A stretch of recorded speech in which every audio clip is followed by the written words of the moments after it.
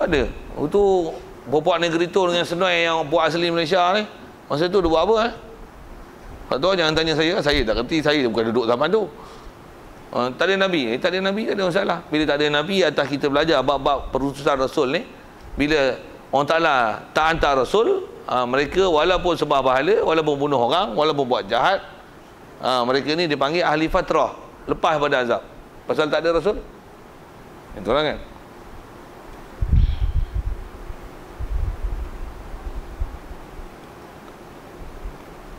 Semua Rasul datang bawa agama Islam. Namun bila Nabi Isa AS diangkat oleh Allah Ta'ala, maka ada atas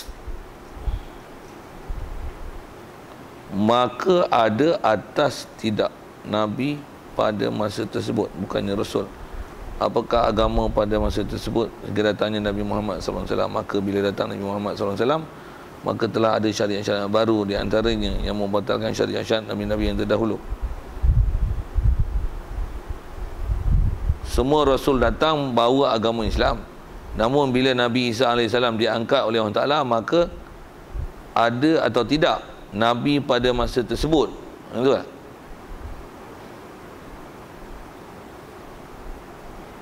Nabi Isa AS selepas dia memang tak ada Nabi. Tak ada dah. Pasal lepas Nabi Isa, yang kita duk dengar, yang duk tahu, atas kata Rasul tu Nabi Muhammad. Nabi tu ada pula maklumat. Adakah Nabi macam dia orang duk sebut nama Nabi Daniel apa tu, kita memang tak ada maklumat dalam kitab tu, tapi di sebuah kuburan ada. Dan didakwa bahawasanya ni Nabi, ada benda Nabi kita tak pernah dengar orang nama Nabi ni kan. Nabi tu pula hidup zaman bila tu wallahualam. Tapi datang Nabi Muhammad memang dia adalah penutup lah. Cuma sebelum tu adakah Nabi antara Nabi Isa dengan Nabi Muhammad? Soalan di situ kot. Siapa punya soalan? Tak tahu, memang pas-pas saja.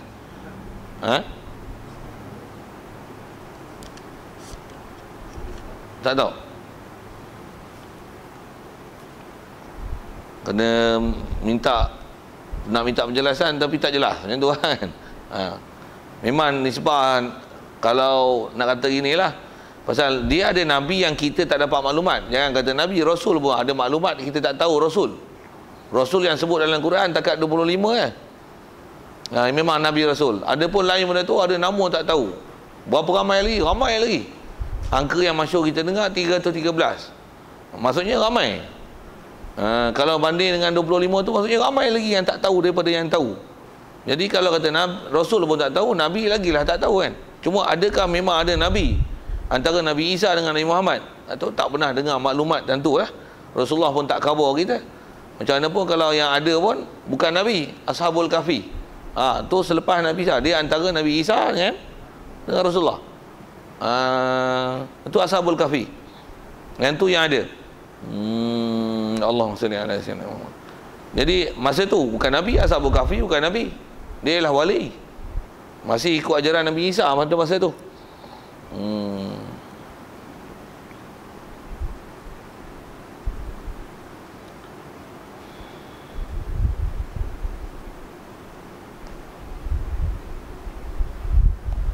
Soalan yang asal tanya ni, apakah agama pada masa tersebut sehingga datangnya Nabi Muhammad SAW?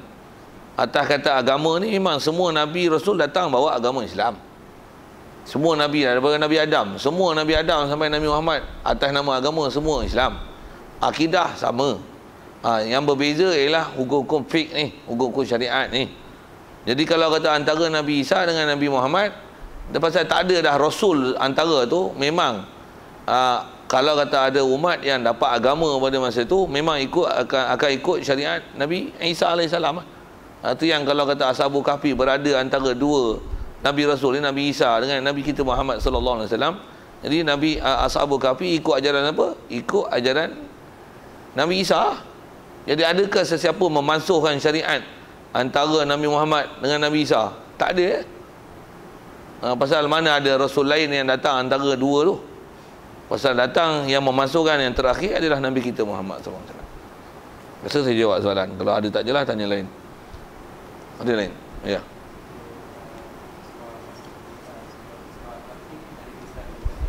Ya. Zulkarnain tu. Zulkarnain tu atas masyhur sebut ulama, kalau nisbah belah kita ni masyhur kata Zulkarnain ni bukan nabi. Dia ialah rajulun salih. Macam mana Luqmanul Hakim. Wa iz qala Luqmanu libni. Bahkan ada surah Luqman. Luqman nabi ke? Kalau masyhur belah kita tak panggil nabi. Ada pun ada semua bahagian tempat yang masyhur kata nabi. Jadi faham atas apa bahas ulama, memang ada bahas itu. Ada Luqman, Zulkarnain, itu juga sebut Hidir tadi. Hidir dekat kita masyhur nabi, tapi kalau ikut nisbah sebagian ulama kata Hidir adalah bukan nabi. Dia adalah rajulun salih saja. Jadi kalau Zulkarnain tu ada kata rasul, tu tak bisa dengar tak. Tapi kalau kata ada kata nabi, ada sebagian kata nabi. Tapi masyhur kita kata Zulkarnain bukan nabi. Jadi mana yang memang ada khilaf, tu khilaf-khilaf lah. Jadi tak payah ada kelahi banyak tu, pasal memang ada benda khilaf, benda tak datang maklumat, tak ada lah.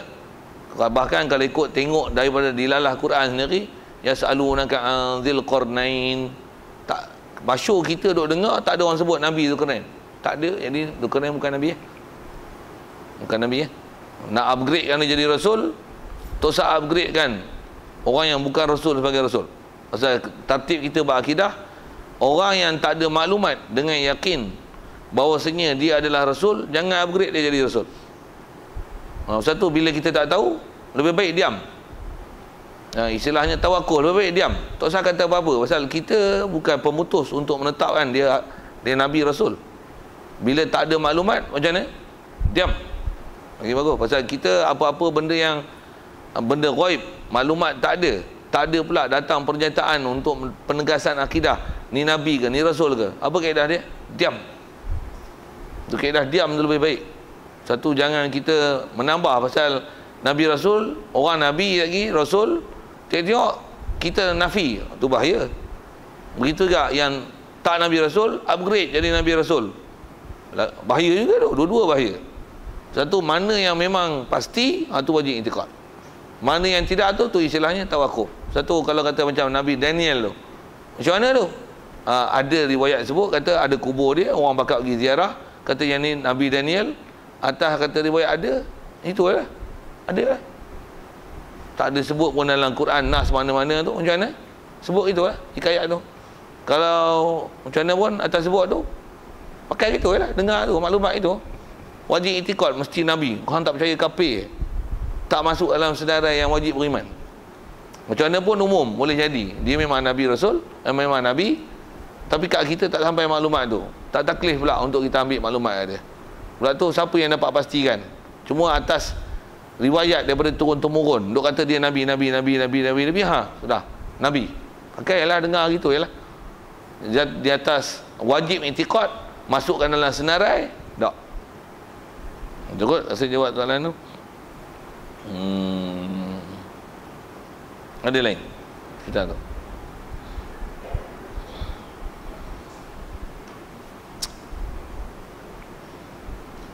Jadi asal cara kita ni tentang tabligh tu je lah. Tu asal bicaranya. Jadi ya.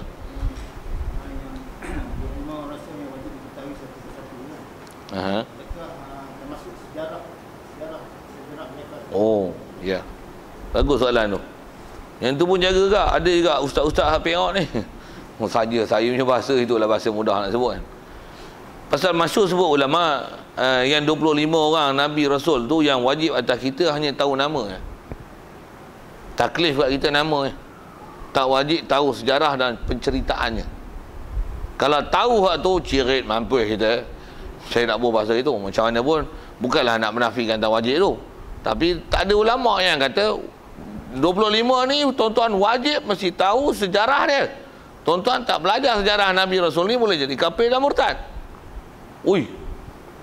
Jadi siapa tak tahu cerita Nabi Adam, Nabi apa, murtad terus tak.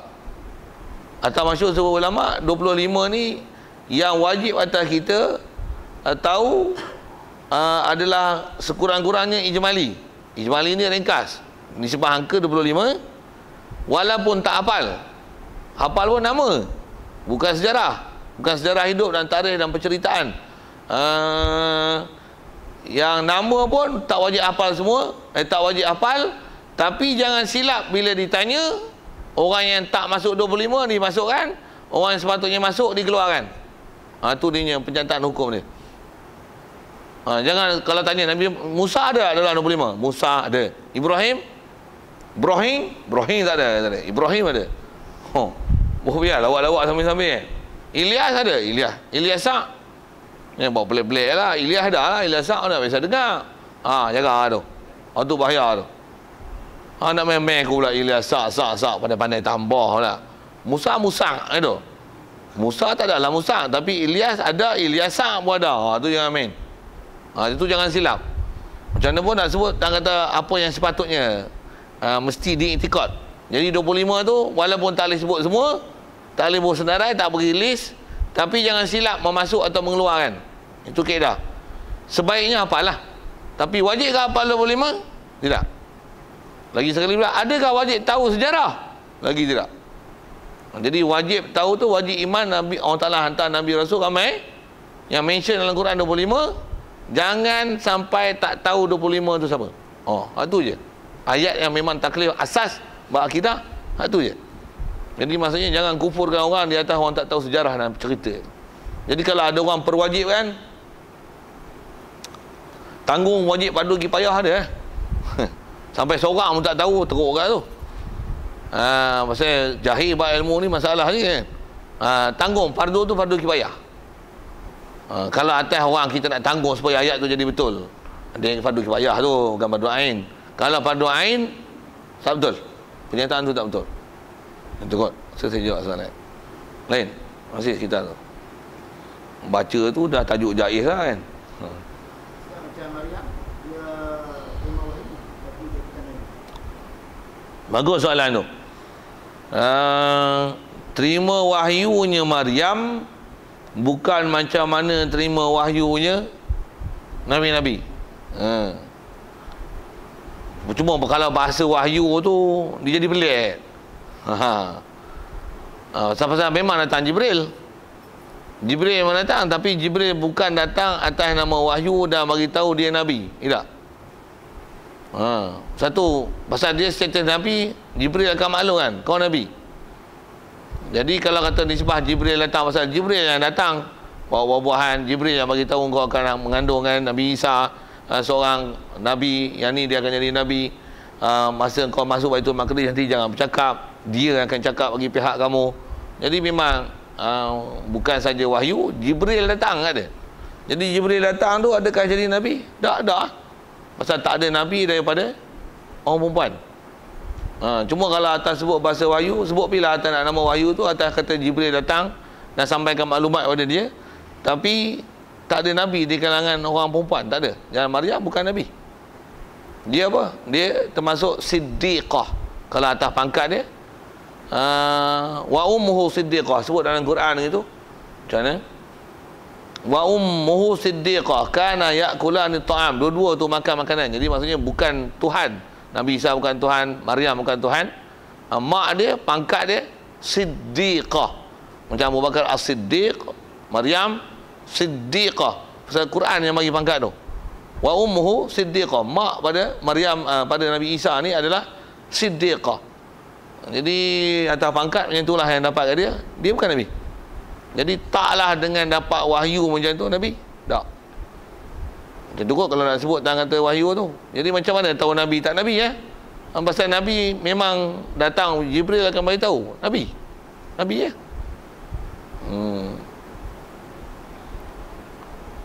Macam tu kot kalau nak sebut jawab tu. Kalau wali betul lah. Satu, Nabi tidak lah. Memang kalau ikut dari sisi senarai, Maryam ni wali ya.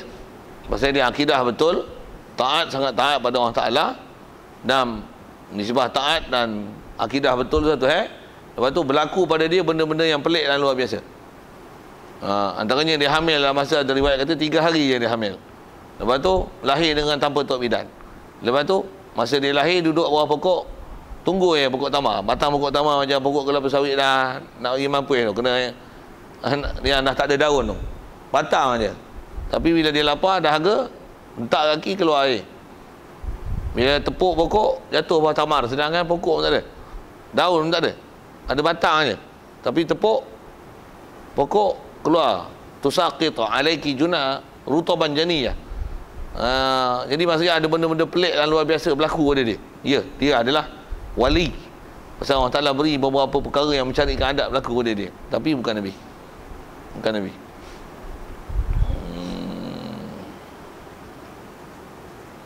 Lain kalau ada.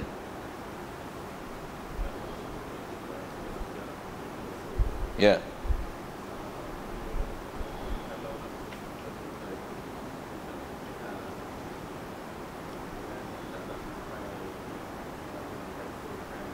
Martabat Rasul tu. Cerita-cerita tentang Nabi Rasul yang nak kata datang pada Quran atau pada hadis tak ada kan. Tapi ada cerita. Dia cerita tu pula taklah istilahnya sampai istilah mengarut dan pula menjatuhkan martabat Rasul. Kalau masyhur dengan kaedah sebut ulama, cerita-cerita macam tu cerita je lah. Cerita je lah. Pasal apa? Pasal nak ditolak, tak ada pula kata bohong. Nak kata betul, tak ada pula sumber. Pula tu disebah dengan Rasul, tak pula bercanggah kan. Jadi cerita tu macam mana? Cerita je lah. Kalau selalu bahas ulama' benda-benda macam ni, tu yang ada istilah kisah Israiliyat tu. Maksudnya pasal zaman Rasulullah diri, ada orang-orang ahli kitab yang menceritakan kisah-kisah Nabi Rasul ni. Di atas pembahagian ulama' dia kata ada 3 lah kategori cerita-cerita macam ni. Pertama, cerita-cerita yang bercanggah dengan prinsip-prinsip kenabian dan Rasul. Ni sepak je lah cerita ni. Ada cerita yang memang tepat macam mana cerita Quran dan hadis. Tu kita memang kena pakai. Cuma pakai tu bukan pasal cerita Israiliyat tu, tapi pasal cerita Quran dan hadis. Kemudian ada yang taklah bercanggah, tapi tak ada dalam Quran dan hadis. Macam mana? Harus diceritakan. Kaedah macam tu. Cuma apa dia, simak elok-elok. InsyaAllah kita jumpa nanti dalam bab-bab jaiz apa. Dan ada memang dalam kitab ni ada beberapa tempat dia akan sebut nanti tentang beberapa prinsip yang tak betul dalam bab Rasul. Macam Nabi buta, Nabi Musa telor, pelat, Nabi Yaakob buta, Nabi Ayub berkudis seluruh badan sampai orang lari tak mau dekat dengan dia. Apa lagi seumpama itu. Nabi Yunus melarikan diri daripada buat kerja dakwah, satu kena telan ikan, cerita macam kelakar je. Nabi larikan diri pada buat kerja dakwah, biar benar. Bukan Jakim lari. Sebut pergi bahasa Jakim tu kan. Bukan orang kerja jabatan jabatan asli ke apa ke yang lari tak buat kerja dakwah. Nabi Yunus lari, biar benar. Sampai pula ada kata dengan sebab dosa dia itulah maka Allah Ta'ala jadikan dia, takdirkan dia ditelan oleh ikan Nun. Nabi pula buat dosa pula, biar betul, biar benar. Tempat tu kena jaga. Satu, kena faham betul-betul prinsip. Ada sebagainya yang kita dah sebut. Jadi kalau ada benda-benda yang salah dan bercanggah tu, tapis.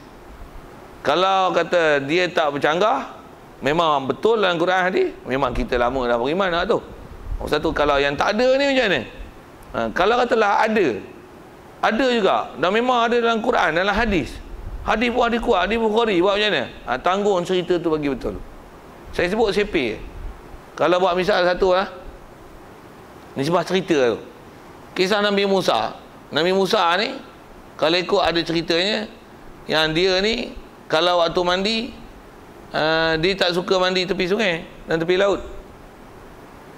Kalau mandi pun, orang mandi ramai-ramai, dia akan mandi asing diri seorang-seorang. Jadi adalah orang fitnah dia benda-benda tak elok. Orang kata apalah mandi seorang-seorang, bacotlah, barang tak elok kot.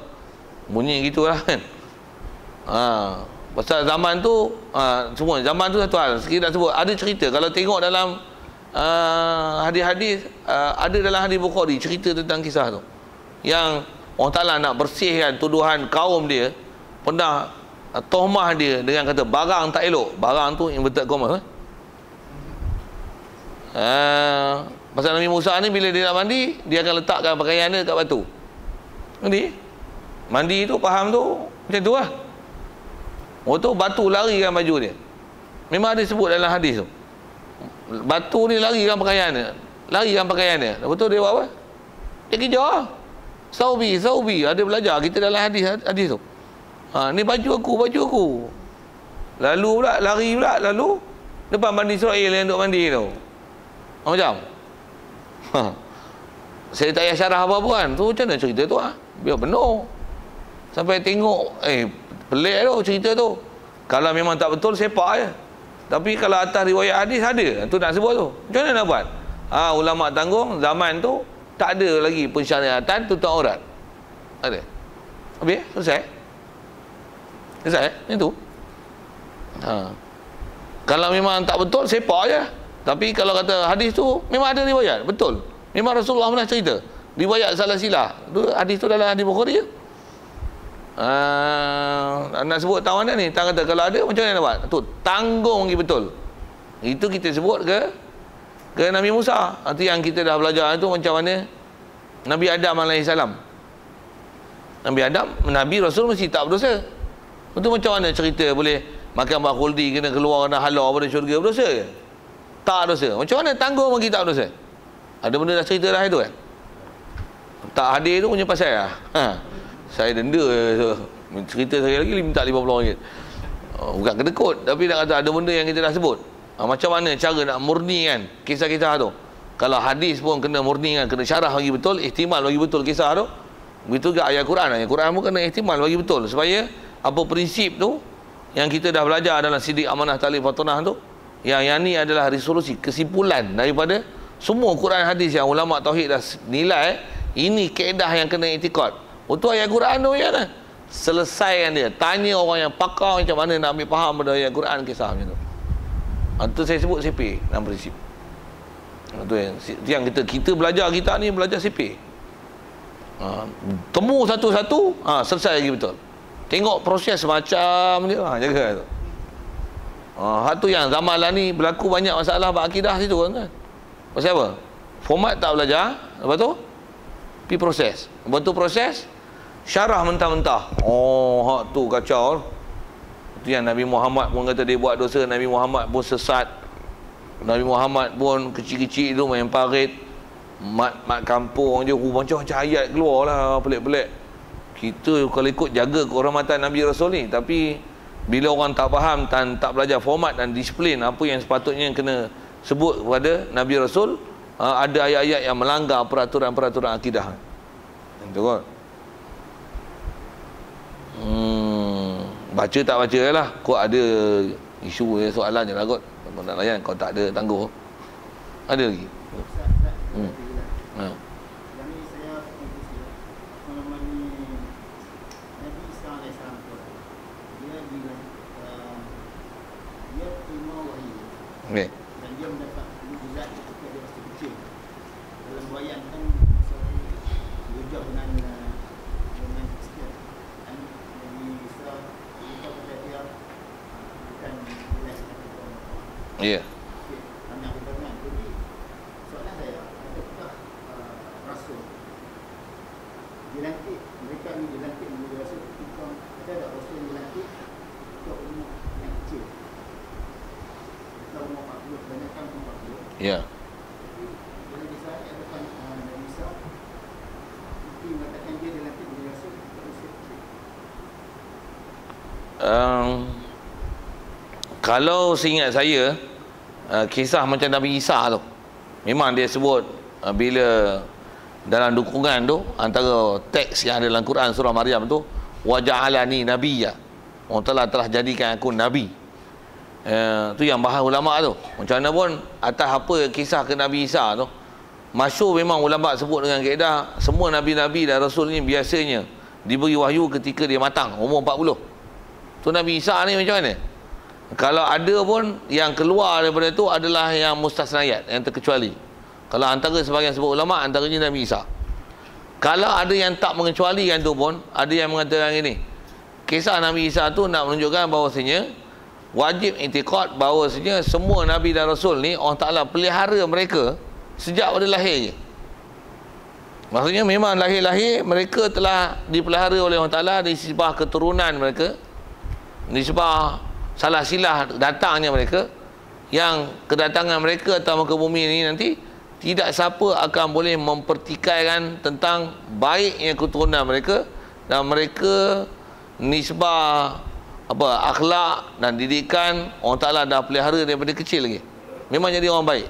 Dan bila lantik jadi Nabi Rasul, tidak ada siapa yang akan boleh berhujah yang memperolokkan Nabi Rasul dengan berdasarkan latar belakang mereka yang tak elok. Jadi atas kata adakah Nabi yang dilantik semasa kecil lagi, atas soalan itu ada sebagian ulama mengecualikan beberapa orang, antaranya ni Nabi Isa. Antaranya yang mengecualikan itu ialah Nabi Yahya. Nabi Yahya dengan Nabi Isa ni seingat saya adalah sepupu. Ya, betul. Pasal dia pun termasuk antara yang boleh bercakap pada masa kecil. Macam mana pun semua tu terhenti atas wahyu. Cuma kalau Nabi Isa tu sendiri, nisbah dia bercakap dalam masa kecil tu, dia boleh cakap. Sikit lagi nak sambung. Kalau saya nak kata, ada ulama yang mengatakan sejak pada kecil tu satu hal.